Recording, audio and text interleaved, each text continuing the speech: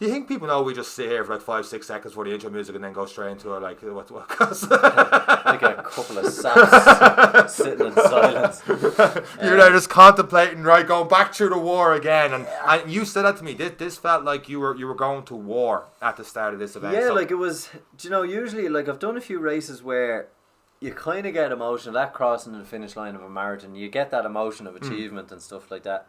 With this one, that was kind of before. Okay. Because there is just something about, I'm starting at 9 and I know I'm not finishing until at least 10 o'clock tonight. Like there's something in that's just like, it's bizarre, and you're giving everyone a hug and the well wishes, and then Ironman put on a good show. They're playing Gladiator, one of my favourite all time songs. You're walking on, your man's giving the speech, and Ohana means family and all this kind of stuff. You're like, oh my god, this is amazing. You're surrounded by everyone else, and like to me it was really like everyone was nervous. You could tell everyone was nervous. It's actually, weirdly, it's one thing I wasn't. I think I just accepted I was that fucked. I wasn't even nervous. Yeah. I wasn't even nervous. I slept 8 hours the night before, loads of food, went to bed at 10, woke up at 6, had a bit of breakfast. Slept through 8 hours? Yeah, went to the toilet first thing. I was like, this is great. It's gone well. This is a fantastic day. So yeah, like it was one thing I wasn't. I think I just accepted my fate. Like other people were there like, oh, I need to break 12 hours and this will be my PB. I was like, I've done 14 weeks training. So you're there. You putting on this new wetsuit for the first time? Yeah. Yeah, not a rule broken now, but wear a new gear before the start of swimsuit. And bought what you call them, calf sleeves. Never wore them before. You're like, fucking actually, that's what I do want to talk about. Why did you wear the calf sleeves? Well, one, I didn't want to shave my legs. There it is. So Lorcan Fisher, now in fairness, before we go into this, he's done 12, 13 Ironmans. Yeah. So he knows what he's talking about. He gave you a couple of tips before these events. Yeah. So one of them was to shave your legs. One of them was to shave because it's worth about 3 or 4 minutes over an Ironman. And to be fair, when you're all about numbers and percentages, it's true. Like, it is worth it. There's also other studies about putting 1.5 litre bottle in your top, so that when you're in the aero position, you're actually more aero and you get more watts there. And he's all these little nuggets. I wore the calf sleeves because, like, it's a long way. Okay. And if something can give you 2% of a chance, sure, you need to do it. For me, it was 1, more aero on the bike, and 2, when you're pounding that after the bike, I was like, do you know what? And it's one thing that's not sore today is my calves. Whether it's placebo, whether it's anything else. Placebo's a strong thing, and people look at it negative. It's a strong thing, and that's muscularly, like, my calves are absolutely fine today, and usually they'd be quite sore after marathon. The only pain I have is above the knee, and into the knee. I say pain, I'm just tight, But yeah, so there was a lot of new changes on the morning of. I didn't have chicken and rice in the morning. I had that the night before. The night before, I saw you stuck to the old Chinese, but it isn't broke and everything. Went to the Chinese. It was not broke, don't fix it. So yeah, and then the morning I've just had my slice of toast. I didn't overeat on the morning. Right. So, but everything from there, next 12, 13 hours, you're probably getting no solid food. Like, so it's all the stuff like that. But toast and stuff, you felt good? Were you thinking that far ahead? Or? Yeah, no, for me, I'd eaten so much in the last 2 days that I was actually still full from 2 days previous. It was that kind of, I actually just got to the start line nicely light feeling. That I wasn't bloated, or wasn't anything else. I was just nicely light. When you're doing a marathon, and double marathons come up this weekend, you're surrounded pretty much by runners because there's a long walk to it. And it's just people that are going through this experience, which the excitement is a little bit of nerves. You hear the MC talking and stuff. The Ironman, the big setup for the swim is next level. Like, the music is pumping. Your man, like you said, is talking Unite and stuff like that. And you had a few people over with you. Never experienced a pre-race kind of nerves, worry, how grueling it's going to be. When you saw the reaction of other people, specifically your mother, before the start of this race, did that throw you, help you? What was anything go through your mind? Yeah, how was that? Mum was in tears because she knows I hate the open water. Like, she was more afraid than I was. Oh, yeah. But stuff like that just kind of adds to the weight of the occasion, to the mammoth task you're about to undertake. And that, that was all it did to me. It was like, holy shit, I'm here. Like, this is it. And then as soon as, I think after all the magical words that get you hyped up, then it kicked into Thunderstruck, and I was like, here we go. And that was it. But there are times, like particularly in that swim, and we'll get into the swim now in a second, where those little things that you kind of hold on to them is like, just rein it in here, bud, and just keep going. There's too many people here looking at you, like it's flew all this way to support you. And I feel for anyone who didn't, there was a good few people who got pulled out of the water. Horrific. That seeing them while you're swimming, coming out with their families and all in the wetsuit, and just the devastation on their faces was just heartbreaking. So I'd keep my head down during that stage. It was just it was very, very heartbreaking. I didn't get a chance, didn't get a good go of it, and for a load of different reasons. So you're there to sand, and they break it like every couple of seconds, every 6, 8 every people 5 coming seconds. Every 5 seconds. Yeah, so it's a rolling start. So it's nice as well. Like, you'll see the elites go out and they're sprinting into the water, and they're diving straight in, trying to get the advantage. By the time they got to me and all my mates, we were all walking in, Yeah, you can see that. Half a shuffle and, sprinkle in the water, and then we go swimming, So, but it's kind of nice, you're surrounded by that. But yeah, the first 500 meters, I was feeling very strong. I actually passed a good few people. I was like, oh my god, this is a 120. I'm cruising. Wow. Yeah, really, really good. And then once we turned the second, I think it was 2.5 into the third buoy, all of a sudden I couldn't see buoys anymore. Jeez. So as you moved out, where your video was taken from was along that route. So obviously your video catches the break of the wave, but we were swimming where they were starting to build. But yeah. So you couldn't see the buoy. Depending on what time you took your breath at, you might not see anything. Jeez. And then when you were in it, so look, I don't want to over exaggerate, and look, inexperience, maybe other sea swimmers be like, oh, that's grand, fair play to you. But for me, I actually felt seasick. I never get sick on anything, cars, anything, planes, but for me it was the 3 or so foot drop. So you'd crest the wave and then you'd start to drop down. Jeez. And it was like, do you ever get that feeling on an airplane in turbulence when your stomach falls? Yeah. It was that every 5 seconds, every 5 or 6 seconds. It was just, and then I actually at one point then, I remember I got to the 2K mark, and I actually, just before the turn, I could just see the turn, and I actually had the breaststroke for about 100 meters, because the vestibular apparatus, my ears were not lining up for what body position I was in. Oh wow. And that's when I got sick the first time. I actually got sick in the water, and was coughing and stuff. How do you, you're obviously face down, you're getting sick, the water's coming in, you're trying to stop the water coming in, you're getting sick coming out. How are you going? Yeah, so just got sick and then just rolled on my back to try and breathe. So just lay on my back, because the wetsuit's great. Once you go on your back, it opens up your chest. Yeah, it opens up your chest, and then I could actually just take a breath and relax while heaving. Jesus. I'm sorry if this is too much detail. No. This is the reality of it. Yeah. And then I'd roll over and then just breaststroking just to get a horizon for a little while, and then kick in again. When we turned the corner, forget about seeing anything. Really? Yeah, we couldn't see a single thing. And then I have a feeling that buoy drifted a little bit as well. Okay. It seemed to be a hell of a lot more than the 300 meters as advertised, so but again, couldn't see it. And then got sick there on that one, because we were cresting the waves forward this time. So you'd be taking a thing and then you'd drop over the top of it. Yeah. And I was just like, oh my god, sick the second time. Then turned right, and then I just had to keep telling myself, this is when them moments kick in. I was like, I just sit until I crested the wave and I'd see where I'd have to go. And I was like, right, you little bitch. Just lock it in and swim, and look, just get to the next one. Just get to the next one. But I made a fundamental error, and I shouldn't have done it. And I always say, never follow the crowd.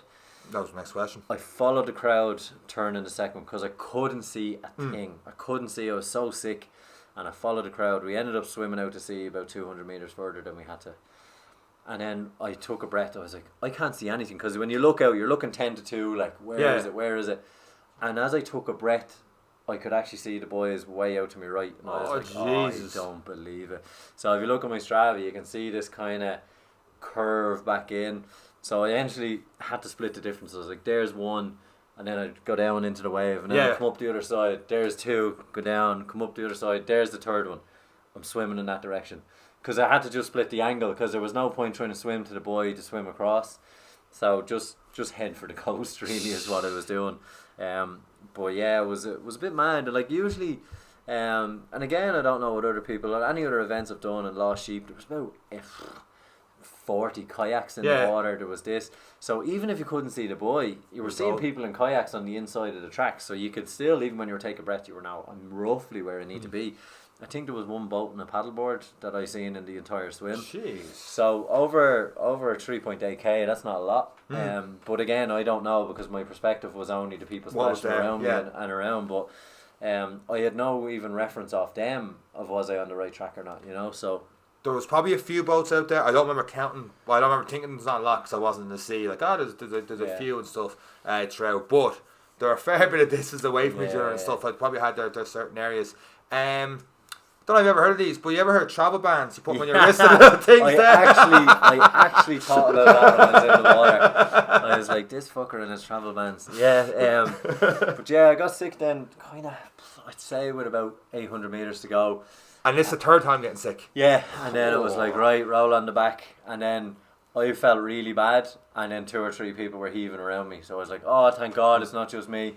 So there were people getting sick everywhere. I'd heard that night that usually the sea is like a river there, and this was the one year where it was like, it's usually pancake like it's from our position watching, not the sea, just everything in general. It's like, oh my God, you got perfect conditions, and there you were getting fucking sick in the sea and everything else.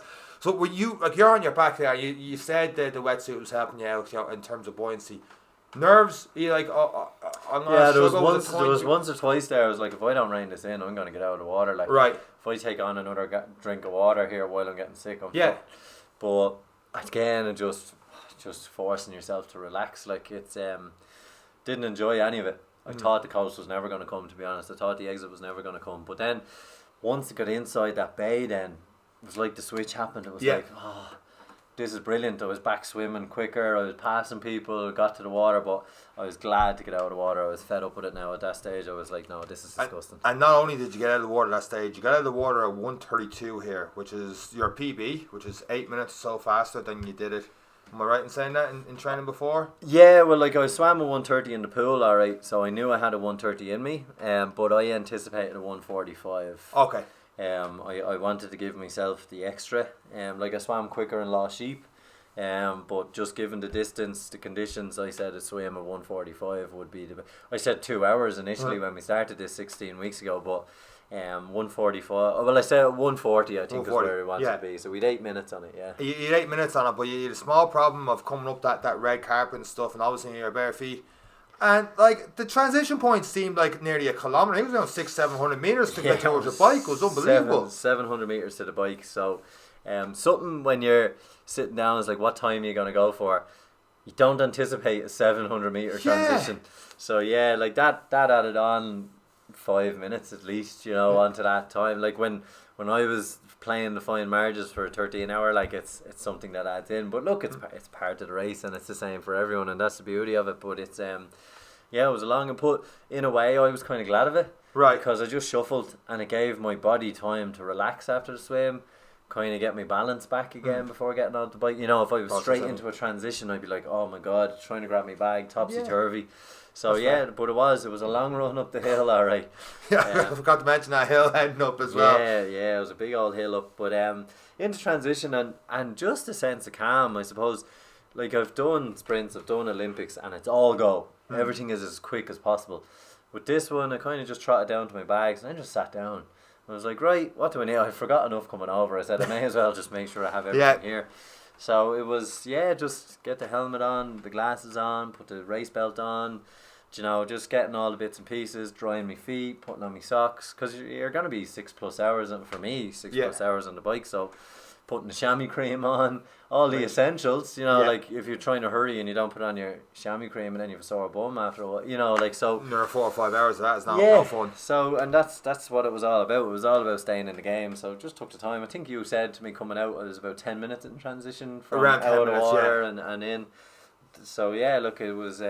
But you look good. You look good coming out of transition. You're like, okay, I'm ready now. Hit the I was happy to be on the bike. I was happy that the swim was over. Yeah, you looked relieved at the first part coming out up the hill. And then when you're on the bike, you had a bit more, okay, Yeah. this is me now, let's go. And off up the hills you So went. it was good, the hills. And again, look, I stuck to the watts, and that was all. Like, I wanted to go harder because people were passing me out, and my speeds were not matching the speeds I said I'd do. I said I'd go for 29 kilometers an hour, 30 kilometers an hour. The 250, 260 watts weren't giving me the speed up the hill as I had done on the turbo and stuff. But rather than chase it, I was just like, this is it. This is what the watts are given.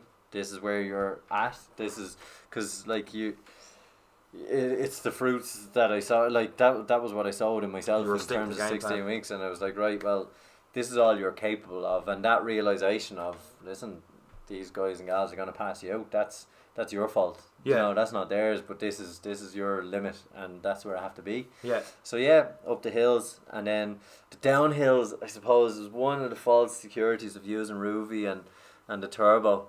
You don't anticipate a ramp at the bottom of the hill. Oh, okay. So, you know what I mean? And a bottle of hit. There's cobblocks as well, and that takes the sting out of. So when I was doing the turbo trainer, I knew I'd be slow in the first third. And then the second two, I'd be much quicker because I'd be getting 50 kilometers an hour down the hill. But that's over Coblock. There's 2 or 3 ramps on it.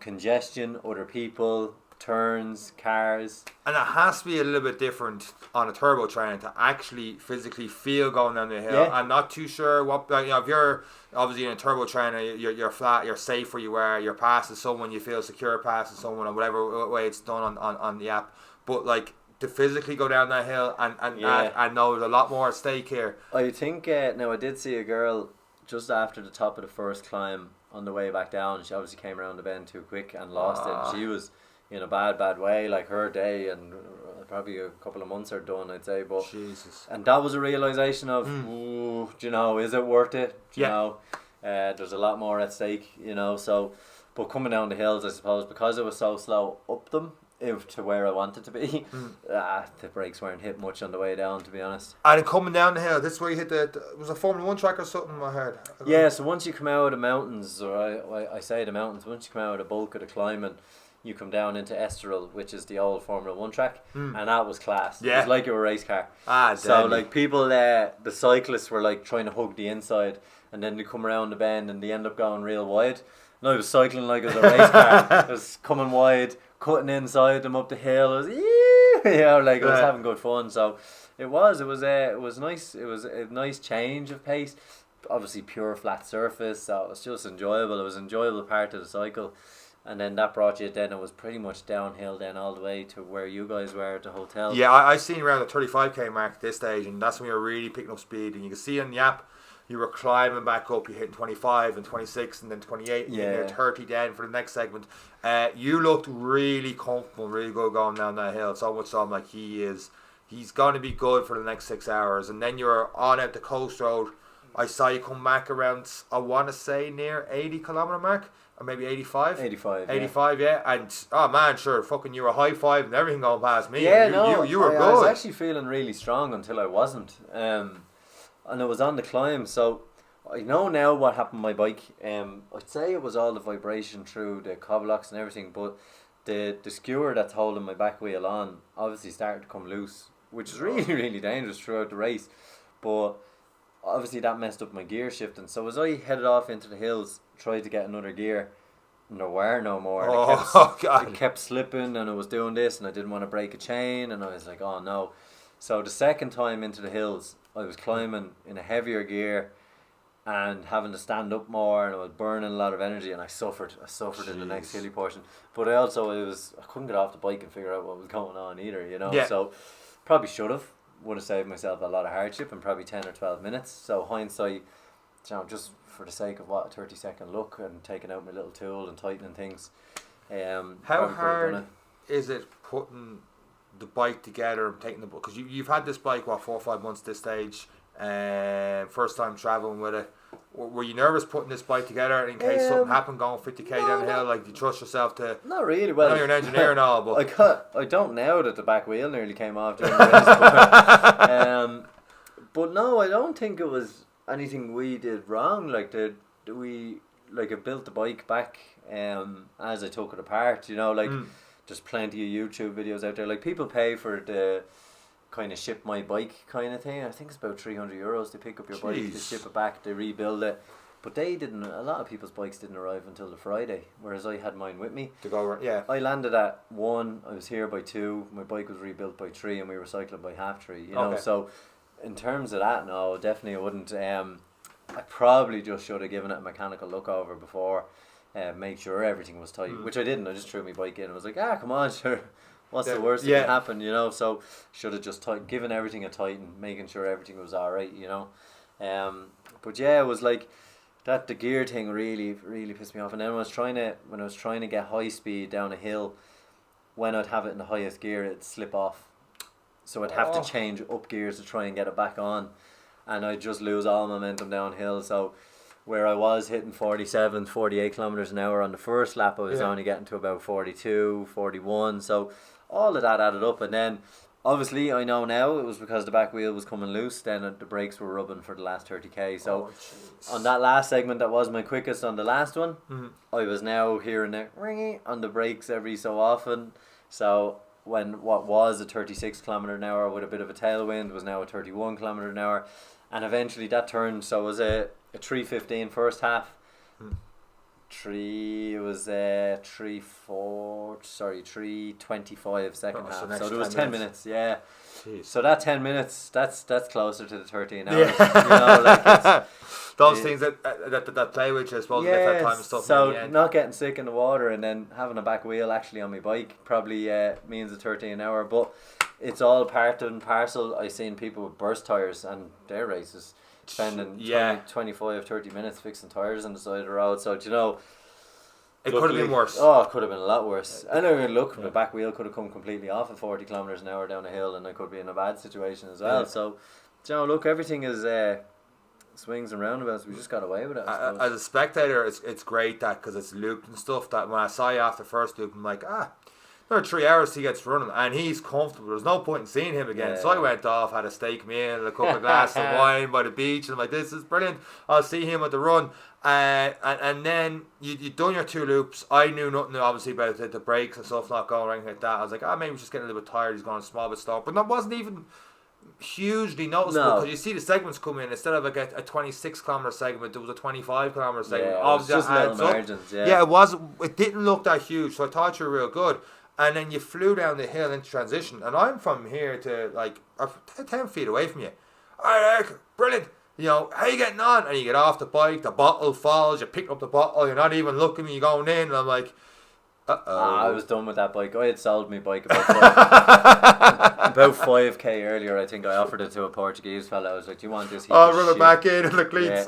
I wanted to do nothing but bounce it off a wall. Now it's my fault, it's not the bike's fault, but you would have felt better bouncing off a wall. It was so short term. It just about made the rack when I threw it at it. Do you know, like I was like, you piece of shit. But my fault, not the bike's. So then, into the transit, and I was tired then. Fighting the brake, like mentally, I was like, I'm fighting the brakes, I'm fighting the gears.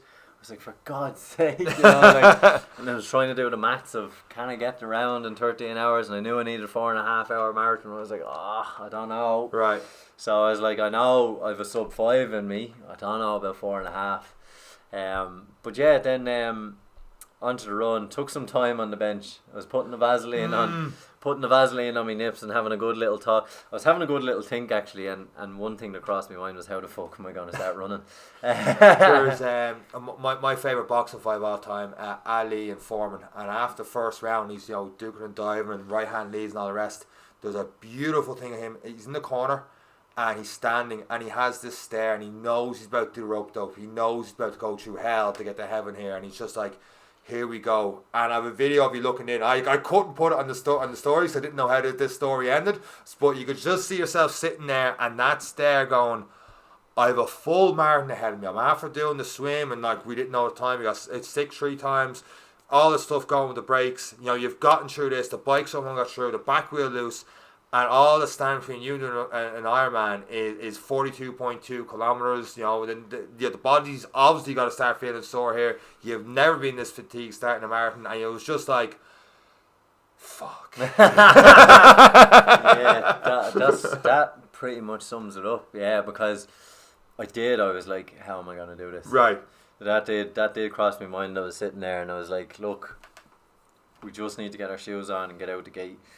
I didn't know before I stood up, because I was already tired in the legs big time, because mashing the pedals with less gears and stuff, I was more fatigued than I'd hoped.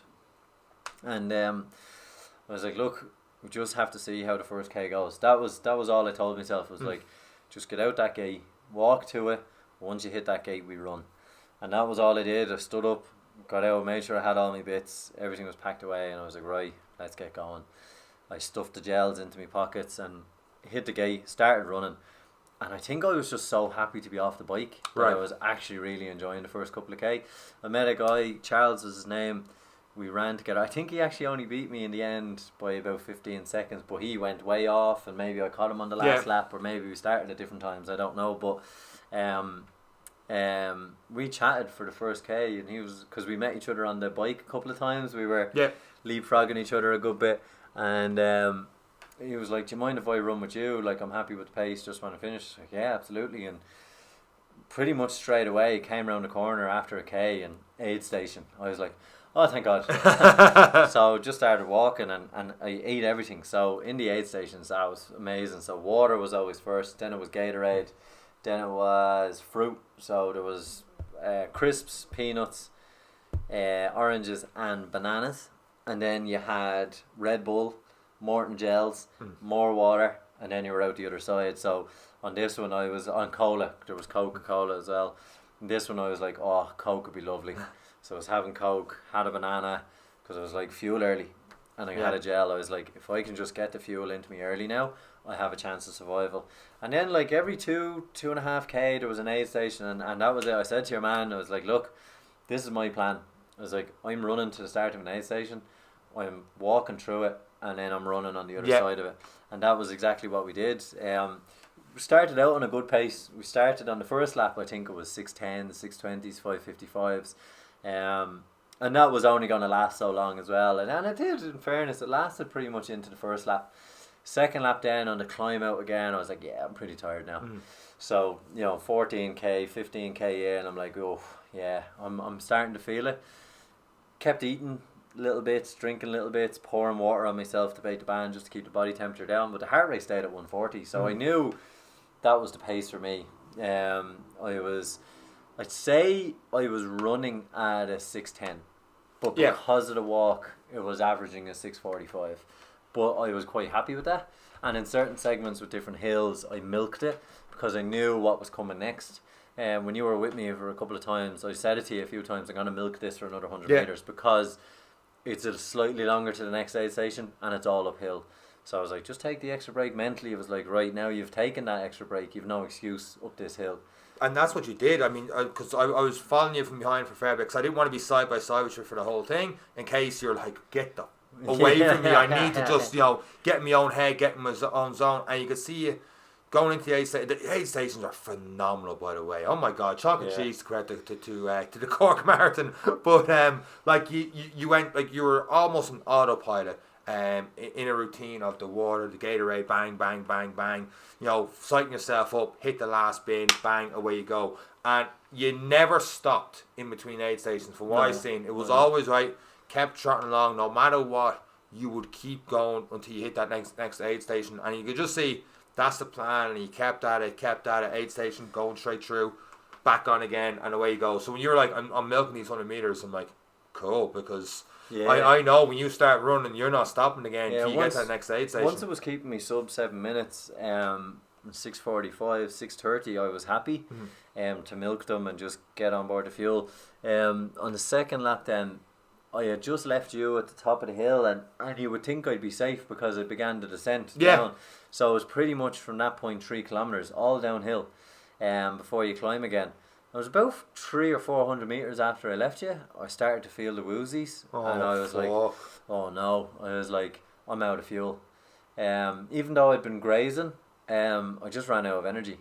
And when I got to the next aid station, like, I walked. I strolled through this aid station. I got to the gels. I picked up 3 gels, and I got the 3 Morton gels into me. I think that's about 120, 130 grams of sugar. Like, I lashed them into me, because whatever goes in then, it's not going to take hold. So I got water, got Gatorade, Red Bull. I drank the whole Red Bull for the caffeine. So one of them's going to kick in first. And then I ran down the hill then. I took another little couple of 100 metres. That was around 25, 26. It'd be interesting to see the split on that one. I'd say it was nearly an 8 or 9 minute split on that one. I want to say 8:46 pop in my head because I saw it and then I was told, hey, you're in a bad way. Here comes the lap 3. Came down around all the fans who were sitting in drinking wine and eating pizza. So any FOMO at that stage? my friends and family had set themselves up in a restaurant with pizza and wine and just kept cheering at me every time I came past, which was brilliant. But I knew I was under pressure. Got down to the turn point, so you run down the hill, the finish line is there, and you can hear them, 10 hours, you are an Ironman. Yeah. And I'm like, fuck you and your 10 hours.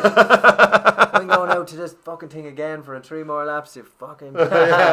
So you look at them all, and then you head back out, and it's heartbreaking. It is heartbreaking. So from that bottom point then, it is a climb for the first 3K, 4K. You're climbing pretty much out. And... I didn't feel really too well. Now I still ran the hills. Got to the aid station for the second time, and I got a caffeine Morton into me then, and another Red Bull, and somewhere around the 28k I came back to life again. So off I went then. 28 was it? Sorry, yeah, it's about 26k before the turn. I came back to life. I met you again, and then I was like, yeah, I'm feeling better now. Got down into the hammies and all starting to tighten up, all that, so taking on Gatorade, isotonics, stretching every now and again. And then on the last lap, I think I just got all that fuel I took in on the lap before just came to 4. Yeah. And as I climbed on out back down the hill, and around, I met you pretty much for the whole hill. And I was feeling great. I was running a 6:10 up the hill, I think, at that point, or 6:20. Oh, right. Yeah, you're very comfortable. Just for people that don't know, for this last lap, I was on a scooter. Just in case people are like, Jesus, Sean's doing a lot of this running with... No. I've heard a lot of this now at this stage. I'm on a scooter over to the side here. Yeah. And when you're coming up that hill, I'd heard you in a bad way and I'd seen your splits and stuff. But the time I saw you again, I was like... There was no need for a rah-rah speech. I wasn't trying to get the heart rate up or anything like that. It was just talk to you a little bit here and just, with 8k to go. I was like, look, this is, you've done these loops and stuff, and I was getting more and more confident. Like, okay, he's actually, you seemed like switched on, and you're not gonna say it. Well, I'll say it for you. When you switched on, you started taking souls. You were passing people out, and like a lot more. You were passing a lot more. 1 or 2 maybe passed you out, but apart from that. You were passing 15, 20 or so people. 1 or 2 passed me out, but then I'd pass them again 200 metres later. Like they just, I think they were using me as a target. But yeah, I think I passed around 30 or 40 people in the last lap. Easily.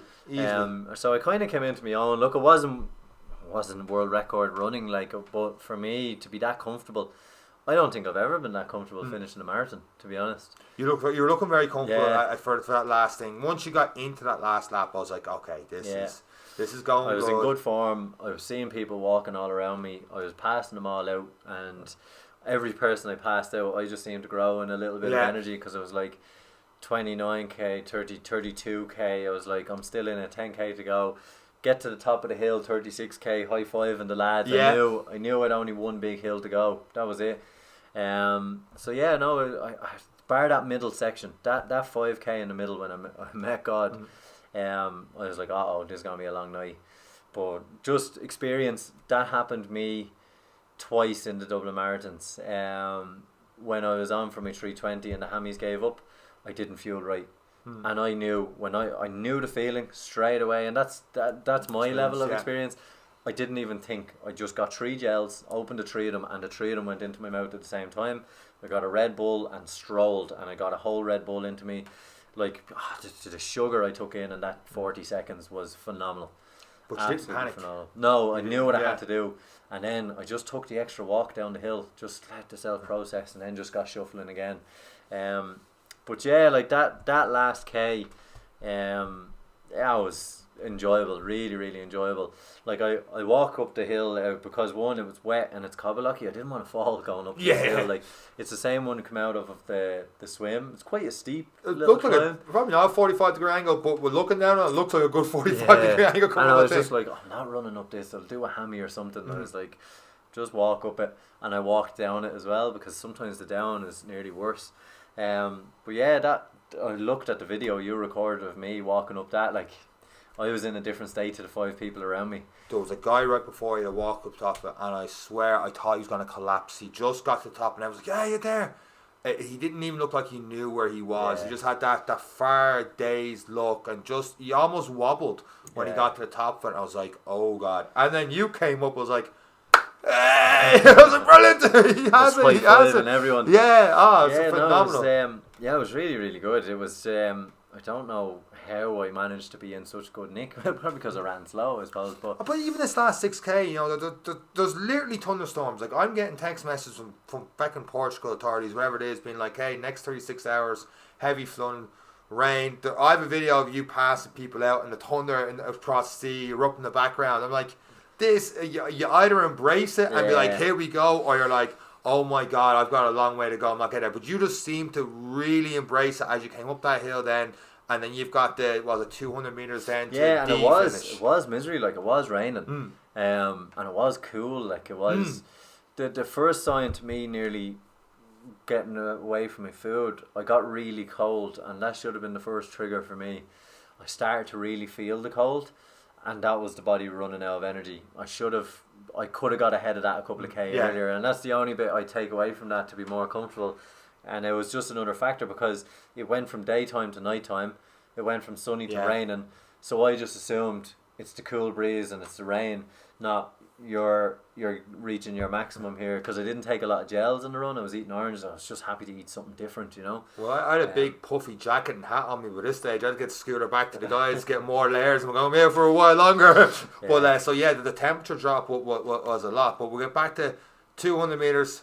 This is what it's all about. This fucker's been saying it for hours. You'd loop back twice to hear this person's everyone. He's saying everyone, and then here comes your turn. Do you know what nearly broke me in that final stage? What? Watching the people going out on their third lap when I was on my last, and I'm like, oh, I felt so bad for them. I felt bad for myself. Really? It was just so weird, because I was like, I'm 13 hours. Yeah. Plus. It was just like, at that stage I was like, just once I'm under 14, I don't care. Yeah. And then I was seeing some sorry soul, and they're walking. Oh, they're not even running. They've got 14k left and they're walking out, and I'm like, oh man, that's like, what's 14k of a walk? Like, that's another 2.5 hours. Yeah, in that Cut misery. Off 16 hours, you know, like, there's a storm brewing, and the storm got a lot worse. I hung around for a good hour or two after you left, and like, it's still here leaving the area. Ironman at 15 on, there's not many people in the crowd at this stage watching you and stuff, because you were saying to me, you're like, oh, there's probably fat all people in the stands when you come back in. I'm like, no man, you don't realise how many people you've passed and how many people are still on this track, because it's fair. That place was still hopping when you were making your final way in. I think overall I finished in the bottom third. I think it was 800 out of 1200, which is pretty good. It's your first one. Yeah, for the first one, it's like, but you see these guys, you see the professionals passing you on the bike when you're on your... They're on their second lap, Yeah, I'm coming to the end of my first, and they're like, whoosh, coming past me. It's like, oh my God. Cruising. Yeah, it's just effortless. Effortless. I think they average like 41, 42 kilometers an hour on the bike. Like, it's just amazing to watch. But yeah, that feeling, that getting the flag and all, I just enjoyed it. A lot of people just get to that corner, like you said, the guy in the days just stumbles towards that line. But for me, I just wanted, like, I paid enough for it, and I worked hard enough for it, so I embraced that final 200 meters. Bar ringing the bell, fish, I didn't even hear fish shouting at me, because there's the first time ring the bell. Oh, sorry. I didn't even see the bell. Yeah. I didn't even hear him shouting at me.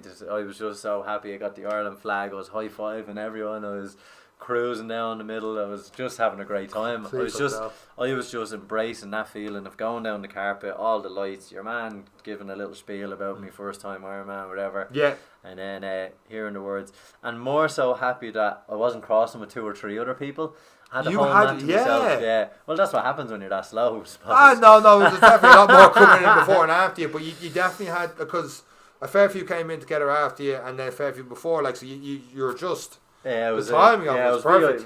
VIP, I suppose. Yeah. There was no one else with me, and I'm looking forward to those photographs of crossing, because I had the flag and stuff, and there was no one else with me, so they snapped 3 or 4 times. The cameras came out of everywhere for that one. So and you had the right way. You ain't got the Yeah, Iron Coast no, way I on did as it, well. I yeah. saw you having a double take on it, and then you were like, hey, and you look, you kept going. right hand green, but no, it was. They'll get their money out of me for that photograph.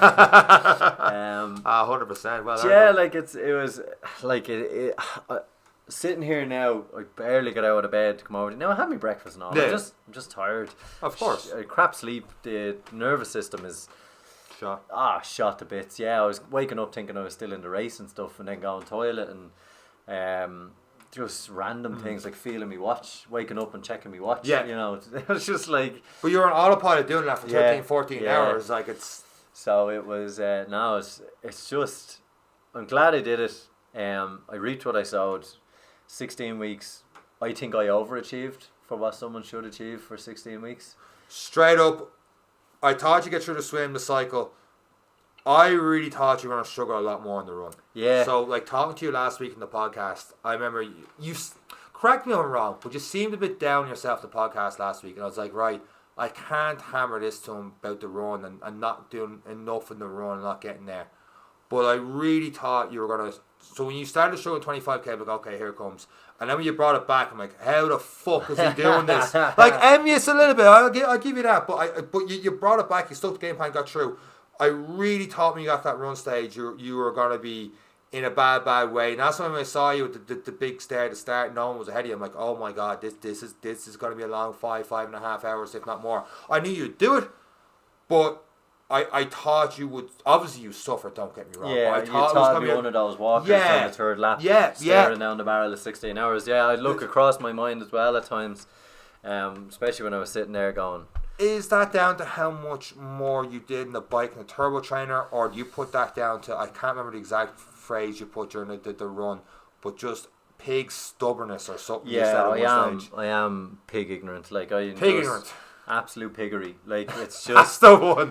Yeah, like when we were going up that last hill, and you were like, how are you feeling? And I was just like, this is just going to be absolute piggery. Yeah. It's kind of similar phrase that I used before. I just have an ability to go into a hurt locker and close the door and just go. I have no right to be in that state.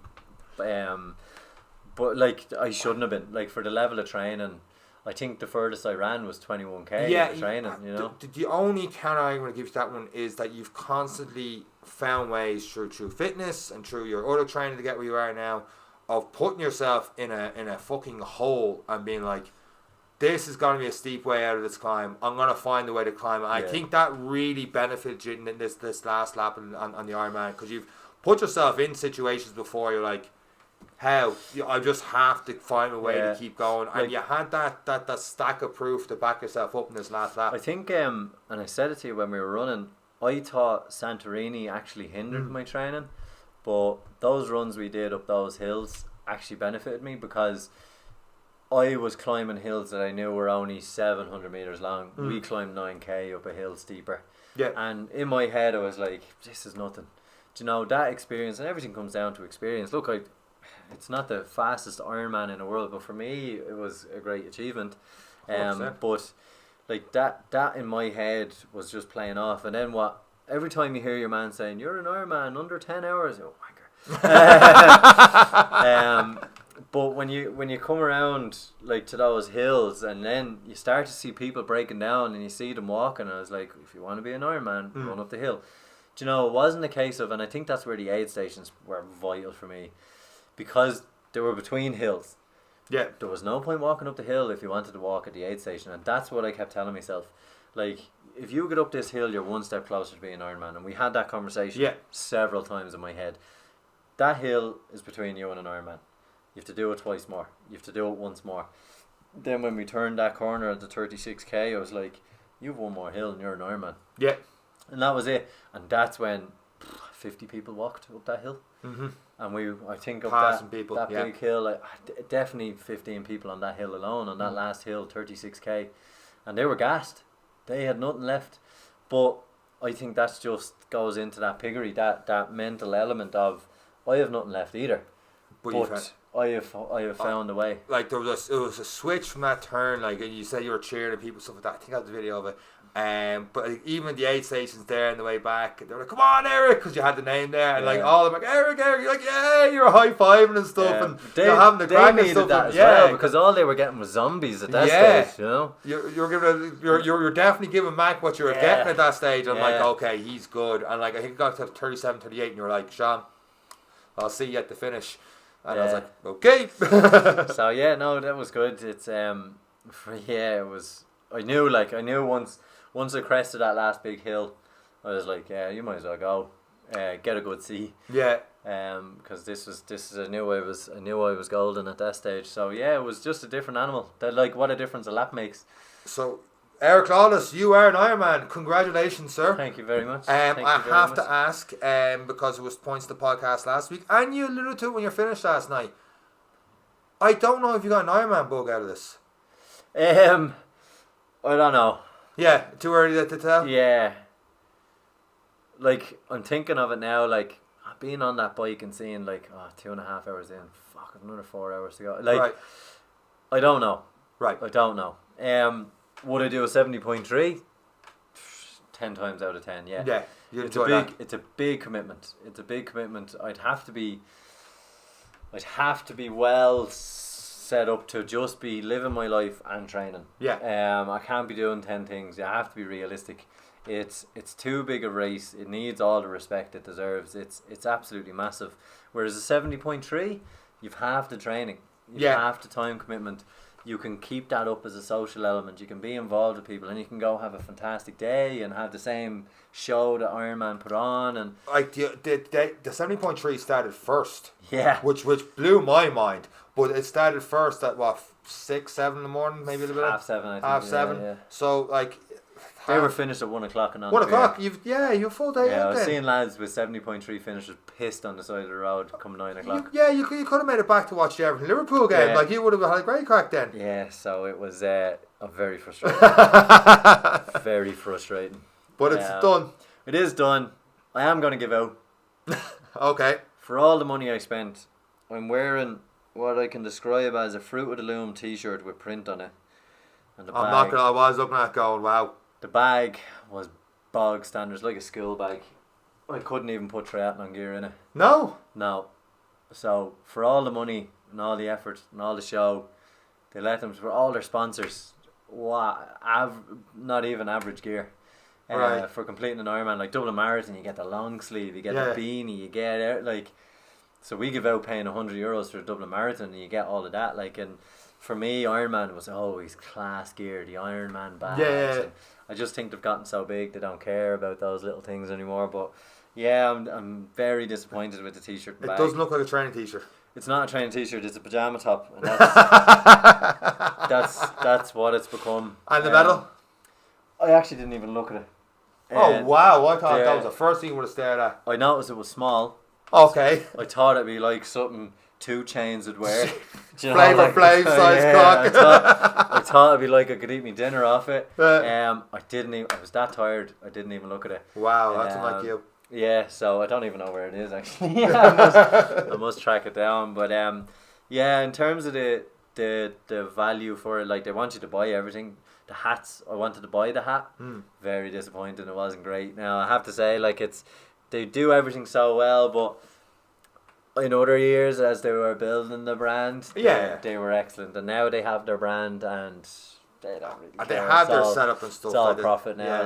But I think these are probably about 50 cents in the bulk they're buying it. You know, like, I can't believe this is how we're wrapping up your first ever Ironman podcast. Do you know what I mean? Like, it says here, like, swim 3.8, bike 180, run 42.2, and all I got was this shit t-shirt. But all in all, I don't know if I'd recommend to a friend. No, you said that last night. I thought I heard a different answer today. You slept on it, but you said you didn't recommend it. If the reason being, I recommend doing a marathon because I think it's achievable. Right. I think a marathon is achievable with 20 weeks. It's not a massive commitment. It's a little bit more commitment. It's a good positive lifestyle choice. An Ironman comes with a lot. It comes with a hell of a lot of sacrifice, dedication. Some of which I didn't even put in at times because of other commitments. But it's in order to achieve a certain level, you really, really have to dedicate yourself. Do you know, 8 hours on a Saturday? Yeah. Do you know, who has 8 hours on a Saturday for 5 Saturdays before the Ironman? You know, and 2 training sessions a day for 30 weeks. Yeah. You know, like it's not just today. Yesterday was a victory lap, and that's something that not everyone is. And I have to say, sorry to finish, the amount of support I got was phenomenal. The amount of messages I got.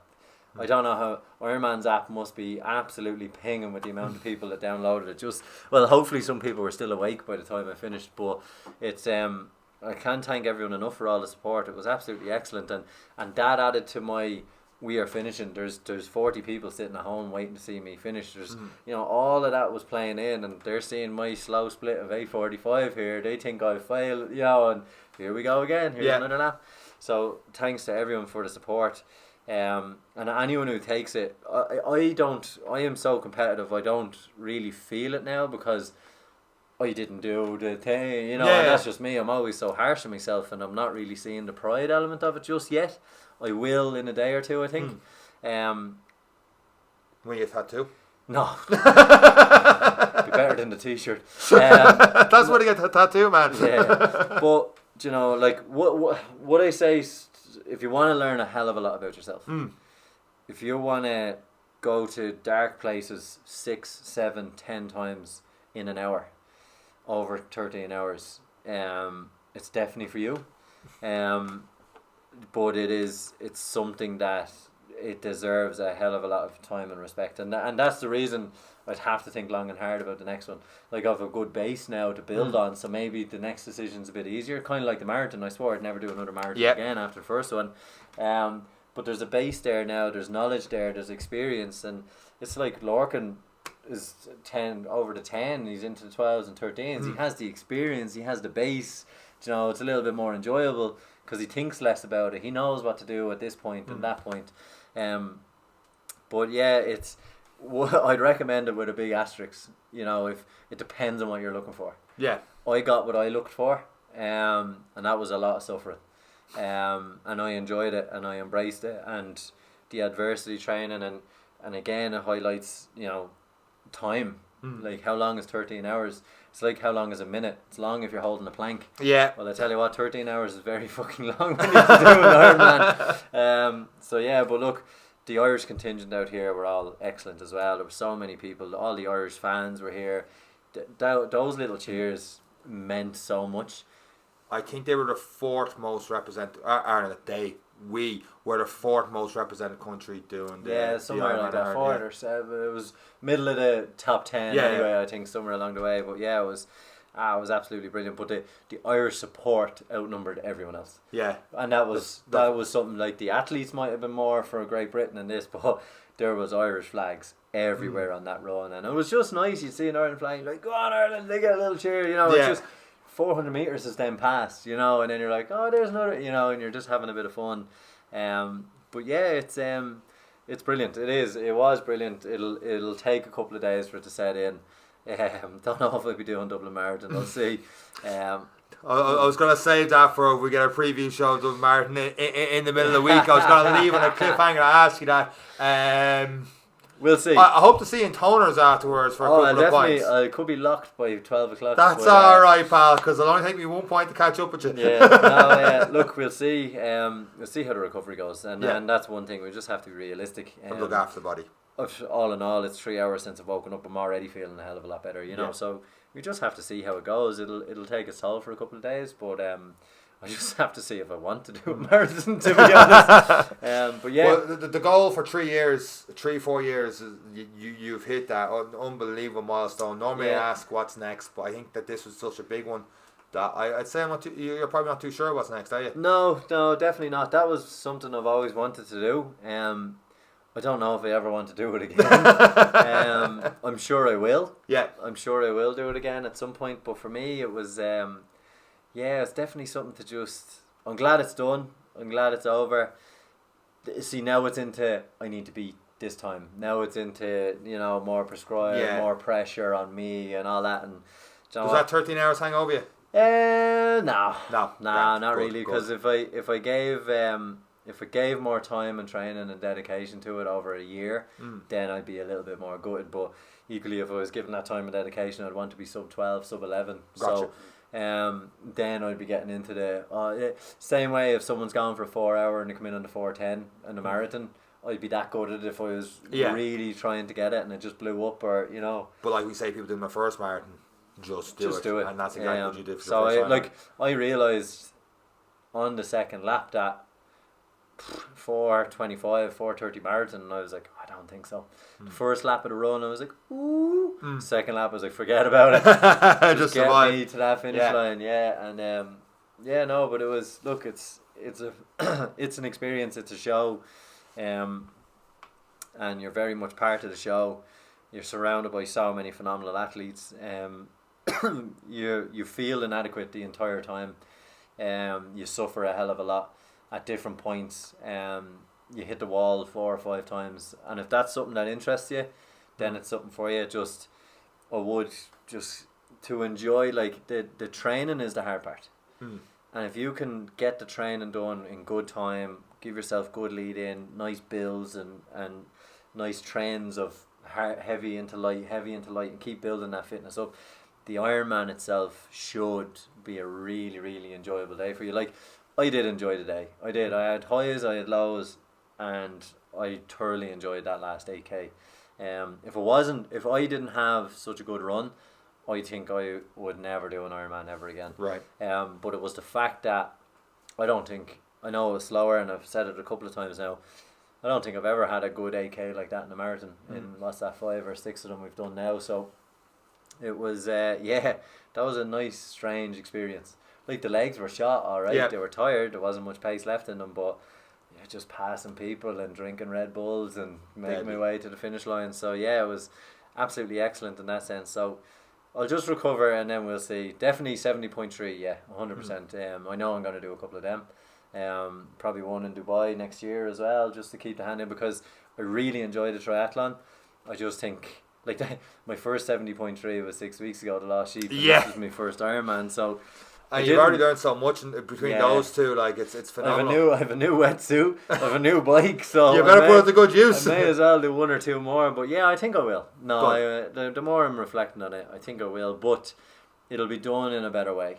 It'll be done in a way. I'm going to get involved with a triathlon club. I'm going to have the time now over the next 2 years to really just enjoy the training without external pressures and stuff. So but it's that's the experience you're signing up for, and that feeling across and that finish line is just, it's not like any, the feeling at the start of the race is not like any. There is, for the last time I'll say it, there is something terrifying about standing on a beach knowing, 12-13 hours, and God knows what's going to happen in between. Like, there is something in that alone. There's so many more variables that come into an Ironman than anything else. Like, there's a swim. Like, the one reason that put me off it will be the swim, but just knowing that day, like, when I heard afterwards, that beach is normally like a river. It's normally calm, it's just flat, cool. pancake. It's they said it's on October 19th, 2024 for next year. No, I'm not. But that's the date I heard. But like, talking to people, like, normally it's flat like a pancake, like I said, and it's grand, and you just don't know what you're going to turn up on that day. Like, it's a little bit more. You have a higher chance of it being a little bit better than what would be in Cork, considering all the stuff they've been through and still getting through that. But that's part and parcel of an Ironman. And that's like it. Said, the bike, anything can happen as well. To be honest, we got a better podcast because I puked in this. And,